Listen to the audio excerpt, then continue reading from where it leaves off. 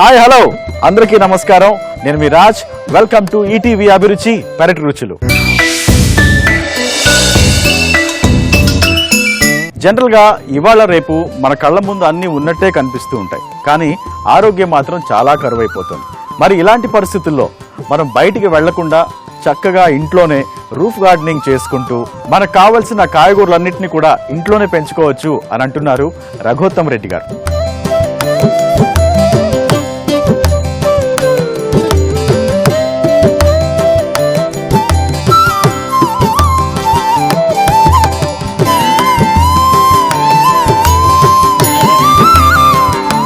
మరి ఇంట్లో roof gardening చేసుకోవాలంటే ఎన్నో కష్ట నష్టాలు ఉంటాయి, కొన్ని టెక్నికల్ పాయింట్స్ ఉంటాయి, కొన్ని టిప్స్ ఫాలో అవ్వాల్సిన ఇది కూడా ఉంటుంది.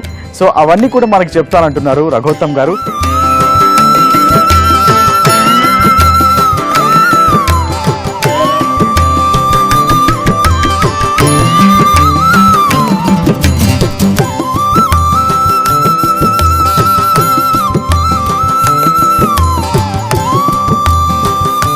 సో మరి ఇవాళ రఘోత్తమ్ గారిని అడిగి వర్టికల్ గార్డెన్ ఎలా మనం పెంచుకోవాలి, దానికి కావాల్సిన జాగ్రత్తలు ఎలా తీసుకోవాలి తెలుసుకుందామా? అలా. హలో రఘోత్తమ్ గారు, నమస్తే. ఎలా ఉన్నారు? బాగా బిజీగా ఉన్నట్టున్నారు. సో మరొకసారి ఈటీవీ అభిరుచి పెరటి రుచులు మీ ఇంటికి వచ్చేసింది. సో ఇవాళ వర్టికల్ గార్డెన్ గురించి మా అందరికీ కూడా తెలియని విషయాలు మీరు చెప్పాలి. సో వర్టికల్ గార్డెన్ అనగానే మనకి ముందుగా కనిపిస్తుంది కదా, గుర్తొచ్చేది ఈ చుట్టూ పారాపిట్ వాళ్ళ చుట్టూ వర్టికల్ గార్డెన్ ఉంది. తీగల్లాగా పాకుతూ అవి పెరుగుతూ ఉంటాయి. సో ముందుగా మనం అసలు ఎక్కడి నుంచి స్టార్ట్ చేయాలి బేస్? సో ఇప్పుడు టెర్రస్ గార్డెన్లలో మనకు ప్లేస్ చాలా సమస్య ఉంటుందండి. ఉన్న దాంట్లోనే మనం ఎక్కువ ఏరియాను క్రియేట్ చేసుకోవాలంటే తప్పనిసరి ఈ చుట్టూ పారాపిట్ వాళ్ళ చుట్టూ మనం వర్టికల్ గార్డెన్ ఎస్టాబ్లిష్ చేసుకోవాలండి. సో దానివల్ల తీగ జాతి కూరగాయలన్నిటిని కూడా మనం వర్టికల్ గార్డెన్కి పాకించి మనం పండించుకోవచ్చు. మిగతా గార్డెన్ ఏరియా అంతా కూడా మిగతా కూరగాయలు పండించుకోవచ్చు. దీనివల్ల ఏమిటంటే మనకు నీడ పడకుండా ఉంటుంది. పందిరి మనం హారిజాంటల్ గా పందిరి వేస్తే ఏమిటంటే పందిరి కింద మళ్ళీ వేరే మొక్కలు అవ్వవు. ఈ రూఫ్ గార్డెన్ కు 4 వైపులా ఇట్లాగా వర్టికల్ పందిరి వేస్తాం. మనం పందిరి అంటే ఇలా వేస్తాం. అవును. సో పందిరి మనం ఇలా నిలువు వేస్తాం. సో వర్టికల్ గా వేసుకోవాలి. హారిజాంటల్ గా ఇలా వేసే బదులు సో ఇలా వేస్తాం. సో దీనివల్ల మనం ఈ ప్లేస్ ని కూడా మనం యూజ్ చేసుకోవచ్చు. సో అందువల్ల రూఫ్ గార్డెన్ లో మనం ఈ వర్టికల్ పందిరిని కనుక నిర్మాణం చేసుకున్నట్టయితే చాలా ప్లేస్ మనం క్రియేట్ చేసుకున్న వాళ్ళం. అన్ని తీగ జాతులను దీనికి పాకించుకోవచ్చు. దొండ, బీర, సోర, కాకర, పొట్ల ఇట్లాంటివన్నీ కూడా మనం దీనికి పాకించుకోవచ్చు అండి. సో ఎన్ని ఇయర్స్ గా మీరు అంటే ఇది స్టార్ట్ చేసి? వర్టికల్ పందిరి స్టార్ట్ చేసింది 7 years కి బ్యాక్. అంటే ఈ గార్డెన్ ఎప్పుడైతే నిర్మాణం చేసినామో ఫస్ట్ ఫేజ్ లో మడులు కట్టుకున్నామని గార్డెన్ లో, సెకండ్ ఫేజ్ లో వర్టికల్ పందిరిని మేము ఇచ్చేసినామండి. ఓకే. సో ఈ వర్టికల్ పందిరికి ఏంటంటే ఇప్పుడు ఈ పారాపిట్ వాల్ చుట్టూ పోల్స్, ఇలా కర్ర పోల్స్ ను మనం పాతుకొని ఫిట్ చేసుకోవాలి. ఓకే. వాళ్ళకే ఫిట్ చేసి వాళ్ళకే నట్ బోల్ట్స్ తో ఫిట్ చేసినాము. ఈ హైట్ మీరు 10 feet హైట్ దాకా కూడా పెంచుకోవచ్చు. మా దగ్గర పాత కర్రలు ఈ సైజు ఉన్నాయి కనుక మేము ఇవే వాడినాము. పైన కూడా మేము కాస్త కొంచెం అందంగా ఉండడం కోసం అట్లా మేము పీఠాలు కూడా అన్నిటి చేసి పెట్టినాము. ఓకే. చాలా అంటే అందంగా చిలకలు కూడా అన్ని అంటే అందంగా కూడా ఉన్నాయి గార్డెన్. సో అందువల్ల ఈ వర్టికల్ గా మనం ఇట్లా ఒక 6 feet 7 feet లేదా 10 feet ఒక పోల్ ను కనుక పారాపిట్ వాళ్ళ చుట్టూ ఇట్లా ఫిట్ చేసుకుని మళ్ళీ ఈ ఇన్సులేటెడ్ ఈ వైర్స్ ఉంటాయి కదా తీగలు, వీటిని మనం ఫీట్ ఒకటి దూరంగా మళ్ళీ ఇలా అడ్డంగా కట్టుకున్నట్టయితే మీరు అన్నిటిని కూడా మీరు ఏదైనా సరే తీగ జాతిని దీనికి పాకించుకోవచ్చు. ఓకే. సో దీనికి గాలి వానలకు కూడా ఏమి పడిపోదండి ఇది, ఎందుకంటే మనం ఇక్కడ ఫిట్ చేస్తాం కనుక స్ట్రాంగ్ గా ఫిట్ చేస్తాం కనుక చాలా ఇప్పుడు 7 సంవత్సరాల నుంచి ఇది ఏమి చెక్కు చెదరలేదు. ఈ కర్ర పోల్స్ ఏమి. సో ఇది మీరు స్టార్ట్ చేసి వర్టికల్ గార్డెన్ 7 years నుంచి ఇదే 7 years నుంచి ఇది ఇట్లాగే ఏమి పాడలేదు. ఈ వర్టికల్ గార్డెన్ కి సంబంధించి ఎన్ని రకాల ఇక్కడ అదే దొండ, కాకర, బీర, బూడిద గుమ్మడి, అలసంద, నేతి బీర, చెమ్మ లేదా తమ్మ ఇట్లాంటివన్నీ ఉన్నాయండి. సో దాదాపుగా మీ ఫ్యామిలీ మెంబర్స్ కి ఒక 10 రోజుల పాటు సరిపడా. అవును, అంటే దాని 7 years నుంచి ఈ టెర్రస్ గార్డెన్ లో పండించిన కూరగాయలు ఒక 50-60% పళ్ళు కూడా పండిస్తున్నాము. సో బయట కూరగాయలు కొనడం లేదు. 7వ సంవత్సరం ఇది. 7 సంవత్సరాలుగా రఘుత్తం గారు బయట మార్కెట్ కి వెళ్ళిన దాఖలాలు లేవు. తర్వాత వచ్చిన దగ్గర ఫ్రెండ్స్ గానీ బంధువులు వస్తే మాకు మిగిలిన కూరగాయలు వాళ్ళకి ఇస్తుంటాము. ఓకే, ఇవాళ ఏమన్నా కోసేది ఉందా సార్? వెళ్ళేటప్పుడు నాకు కూడా ఇస్తారా? ఓ తప్పకుండా. ఇప్పుడు మాకైతే ఇక్కడ కనిపిస్తుంది చక్కగా అల్లుకుపోయినట్టుగా మంచి చెట్లు, దానికి వచ్చినటువంటి అవి కూడా కనిపిస్తున్నాయి కాకరకాయలు. సో వీటికి సంబంధించి ఎక్కడ పాదులు మీరు చేశారు, ఎక్కడ విత్తనాలు నాటారు, ఆ తీగలు పెరుగుతున్న టైంలో ఎలాంటి జాగ్రత్తలు తీసుకోవాలి, ఎలా అల్లిస్తారు ఇదంతా? సో ఇప్పుడు ఈ తీగ జాతులు అన్ని కూడానండి విత్తనాలు నాటడం ద్వారా సో పెరుగుతాయి, పుట్టు పెరుగుతాయి. దేశీ విత్తనాలు అయితే కొంచెం బెటర్, చీడపీడలు తక్కువ ఉంటాయి, వాటి లైఫ్ స్పాన్ ఎక్కువ ఉంటుంది. ఓకే, క్రాప్ కొంచెం తక్కువ వస్తుంది కానీ లైఫ్ స్పాన్ ఎక్కువ ఉండటం వల్ల మనకి క్రాప్ కలిసి వస్తుంది. సో చీడపీడలు తక్కువ వస్తాయి. విత్తనాలు మనమే మళ్ళీ కట్టుకోవచ్చు. వీటికి అయితే హైబ్రిడ్ అయితేనే మనం మళ్ళీ కట్టుకోలేము, విత్తనాలు మళ్ళీ కొనాల్సింది. ఓకే, సో అందువల్ల అన్ని విత్తనాలను కూడా అంటే వీటికి ఈ నేల అది ఏ విత్తనానికైనా మనం 2 వంతులు ఎర్ర మట్టి, అది ఎర్రమట్టి అయినా పర్వాలేదు, ఎర్రమట్టి అయితే కొంచెం బెటరు, నల్లమట్టి అయినా పర్వాలేదు. ఓకే, 2 వంతులు మట్టి, 1 వంతు చీవికిన పశువుల ఎరువు. పశువులు కావచ్చు, గొర్రెలు, మేకలు ఏవైనా కావచ్చు. మన గుర్రాల పెంట అయినా సరే వాడచ్చు. ఏ ఎరువు అయినా సరే అది బాగా చివికిన ఎరువు అయి ఉండాలండి. చివికిన ఎరువు అంటే మాగిన అంటే పాత ఎరువు, అంటే పూర్తిగా కంపోస్ట్ అయినటువంటి ఎరువు. అంతే అర్థం ఏమిటంటే ఏవైనా ఆకులు గడ్డి గాదం తింటాయి పశువులన్నీ కూడా. అది పూర్తిగా అది విసర్జించిన తర్వాత అది కంపోస్ట్ అవ్వదు పూర్తిగా. కొంత ప్రాసెస్, కంపోస్ట్ అనేది చాలా పెద్ద ప్రాసెస్.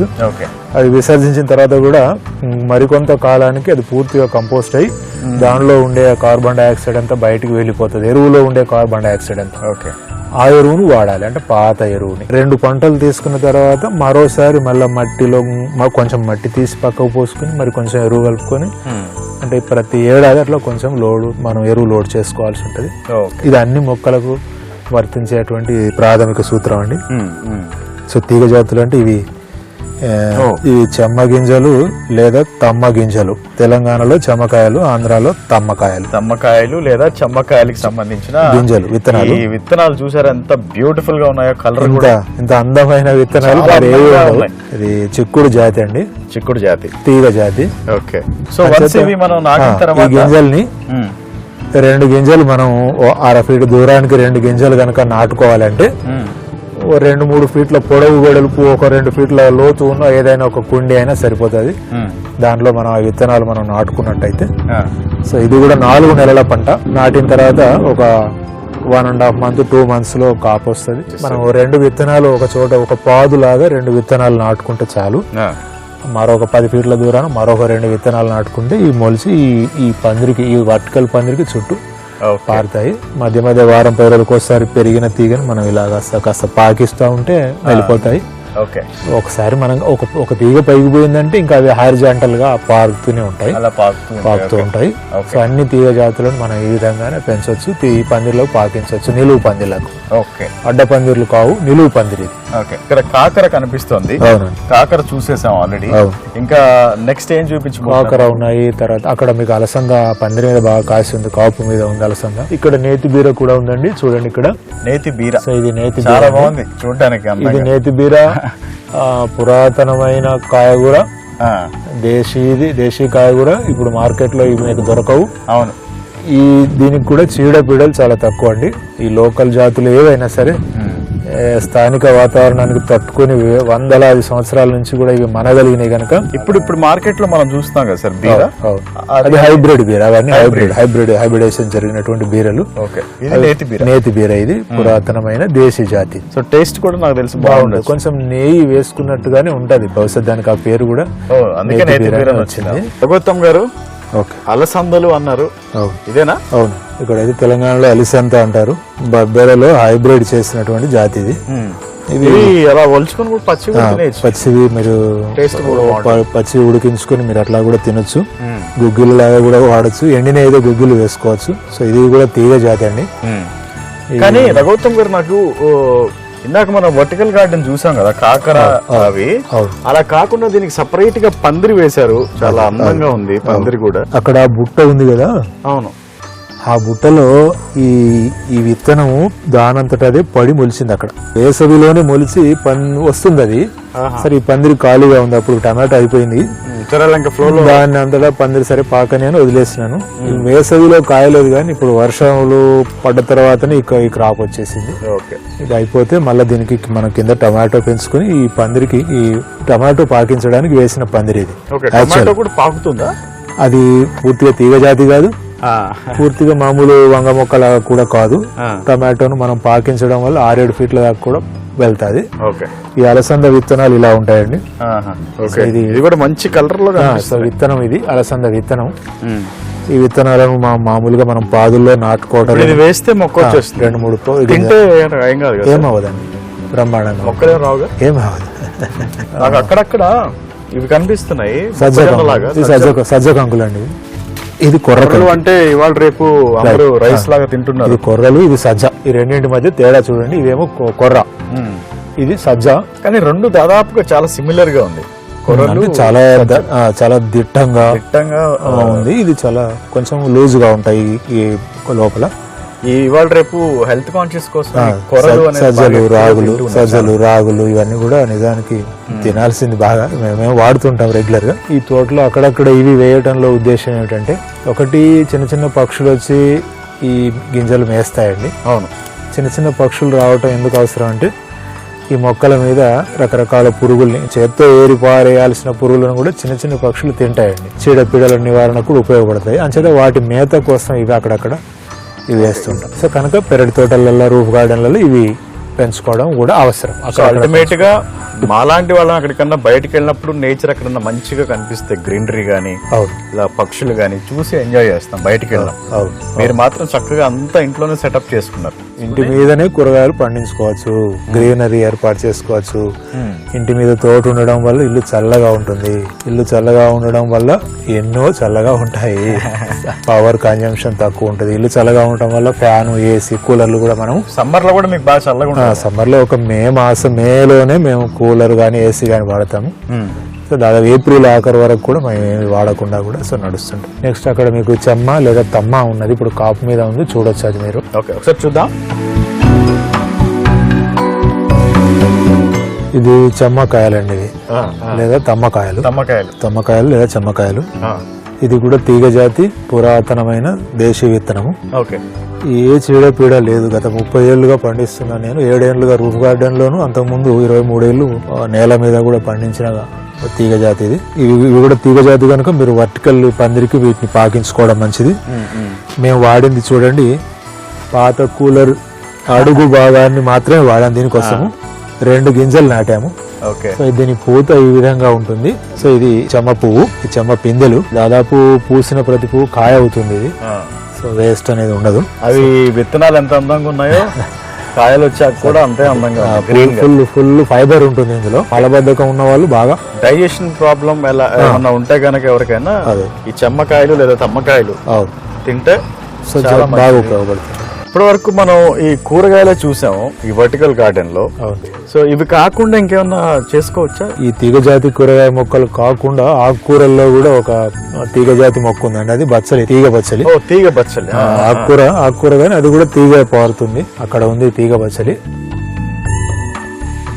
రవిత్తం గారు, ఓకే, తీగ బచ్చలి అన్నారు, ఏదో కొంచెం అందంగా కనిపిస్తుంది. చాలా ఇదా ఎక్కడుంది? ఇదండి, ఇది తీగ బచ్చలి పొద. ఇదంతా ఓకే. ఈ తీగ బచ్చలి పొద మధ్యలో ఈ వాటర్ కూలర్ అడుగు భాగాన్ని ఇక్కడ ఈ మొక్క కోసం వాడే అడుగున ఉంది కూలర్ అలా ఉన్నటువంటిది. సో పాడైపోయిన కూలర్స్ ఏవైతే ఉన్నాయో వాటిని వాడచ్చు. కింద కట్ చేసి మీరు చాలా అందంగా వాటిని వాడచ్చు. ఇందులో ఒకటే మొక్క అది. ఇప్పుడు ఈ మొత్తం పొద అంతా కూడా ఒకటే బచ్చలి మొక్క. మామూలుగా ఇవి కూడా వర్షాకాలం ప్రారంభంలో వస్తాయి, కానీ ఇది వేసవిలోనే వచ్చింది. ఇదిగోండి ఇంకా కాస్త ఈ పాకుతుంది. కరివేప నీడ ఉంది కనుక ఈ నీడ కొంచెం ఈ డబ్బాలో పెంచినాం కనుక వచ్చిందండి. ఎదురెదురుగా 4 కర్రలు వేసి దానికి ఊరికే ఇట్లా ఎక్కించినాము.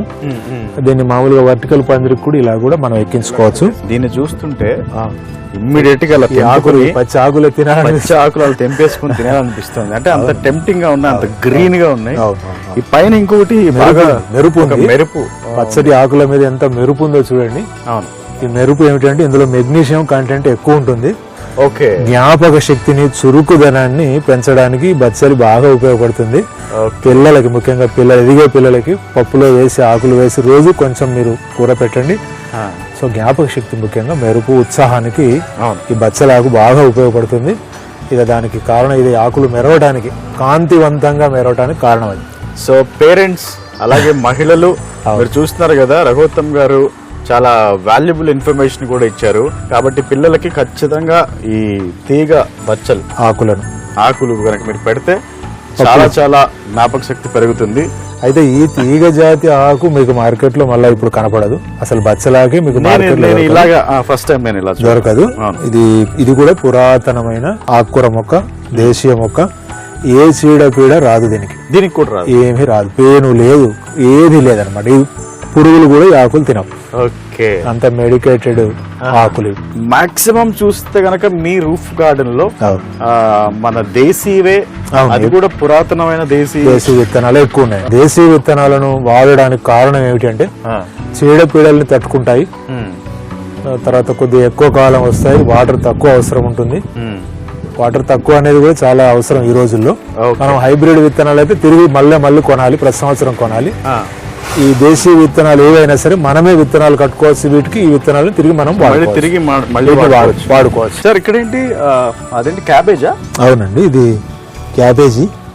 ఈ క్యాబేజీ వేసవిలోనే రెడీ అయిన క్యాబేజీ. నిజానికి 2-3 నెలలుగా ఇట్లా రెడీ అయి మొక్క మీద ఇలాగే ఉంది, చెడిపోకుండా. క్యాబేజీ సుగుణం ఏమిటంటే కోతకొచ్చి కూడా చాలా కాలం చెట్ల మీద ఉంటుంది. కాలీఫ్లవర్ అయితేనే చెడిపోతుంది, క్యాబేజీ మటుకు చాలా కాలం నిల్వ ఉంటుంది అనమాట. ఇది పాత క్రాఫ్ ఒకటి మిగిలింది లాస్ట్ కి. ఇప్పుడు కొత్త మొక్కలు, క్యాబేజీ మొక్కలు మళ్ళా నాటానండి. ఈ 4 బుట్టలని కూడా ఇది వర్టికల్ అగ్రికల్చర్ పద్ధతి. మళ్ళా ఈ కరివేప చెట్టు, ఈ కింద మడిలో కరివేప చెట్టు ఉంది. ఈ మడి మీద 4 బుట్టలు పెట్టి మళ్ళీ మనం క్యాబేజీ నాటుకున్నాము. అందువల్ల కింది మట్టి అంతా ఈ చెట్టు వాడుకుంటుంది. ఈ పైన భాగం కూడా ఖాళీగా ఉండకుండా మనకు ప్లేస్ లేదు కనుక వర్టికల్ పందిరి ఒక కాన్సెప్ట్, ఒక దాని మీద ఒకటి పెట్టి మనము కూరగాయలు పండించడం.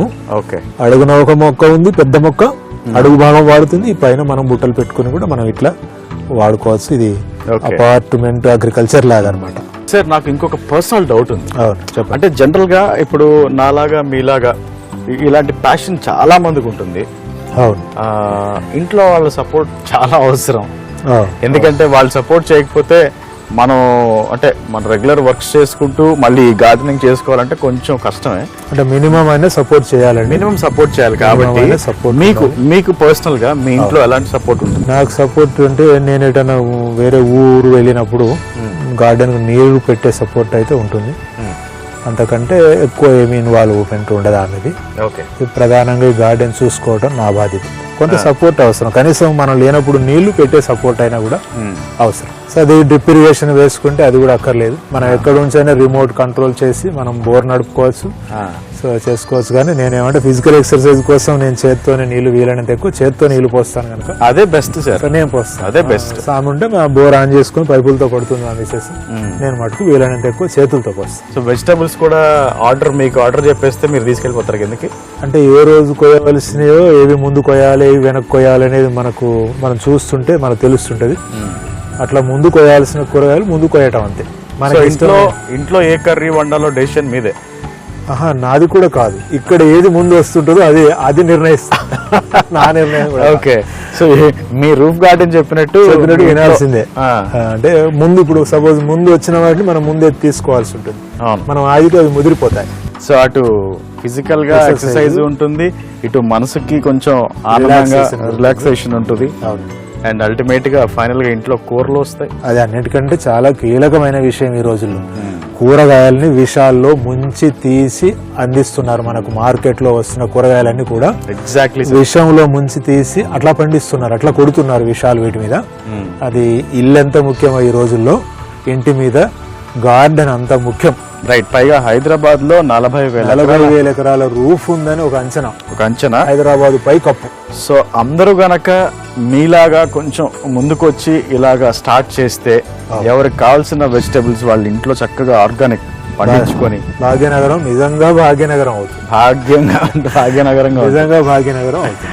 రైట్. ఇప్పుడు ఎదుర్కొంటున్న సమస్యలు, ఇవాళ హైదరాబాద్ ఎదుర్కొంటున్న చాలా సమస్యలకి రూఫ్ గార్డెన్ లో పరిష్కారం ఉందని నాకైతే నా అనుభవం ద్వారా నేను గ్రహించిన విషయం, నేను ప్రచారం చేస్తున్న కాన్షియస్ గా చేస్తున్న విషయం కూడా. ఈ రూఫ్ గార్డెన్ కల్చర్ 10 మందికి వ్యాప్తి చేయడానికి మీ ఈటీవీ తరఫున నా ఉద్దేశానికి మీరు కూడా సాయం చేస్తున్నారు. నేను మీ ఈటీవీ మేనేజ్మెంట్ కి మా రూఫ్ గార్డెనిస్టుల తరఫున నా తరఫున కృతజ్ఞతలు కూడా చెప్పుకుంటున్నాను. Thank you very much sir. Thanks a lot. మళ్ళీ మీ దగ్గరికి రావాలని ఉంది. ఇంకా చాలా చాలా కొత్త విషయాలు తెలుసుకోవాలని ఉంది. అండ్ చాలా విషయాల్ని మాకు ఎక్స్ప్లెయిన్ చేసినందుకు thank you very much sir once again. So ఇది ఇవాళ మన ఈటీవీ అభిరుచి పెరట్ రుచులు. చూసారు కదా, మనకి ఇంట్లో ఉన్న అతి తక్కువ ప్లేస్ లోనే చక్కగా ఇలాగ ఆకుకూరలు వెజిటబుల్స్ పెంచుకుంటూ వాటిని తింటూ చాలా హెల్దీగా ఫిట్ గా ఉండొచ్చు. అలాగే రూఫ్ గార్డెన్ కి మించిన వ్యాయామశాల కూడా లేదు అని అన్నారు ఇందాక రఘుత్తమ్ గారు. సో ఇంట్రెస్ట్ ఉన్న వాళ్ళు ఖచ్చితంగా ట్రై చేయడం మర్చిపోకండి. ఇది ఇవాల్టి మన ఈటీవీ అభిరుచి పెరట్ రుచులు. మరో ఎపిసోడ్ లో నేను మళ్ళీ కలుస్తాను. నేను మీ Raj, signing off. Bye bye.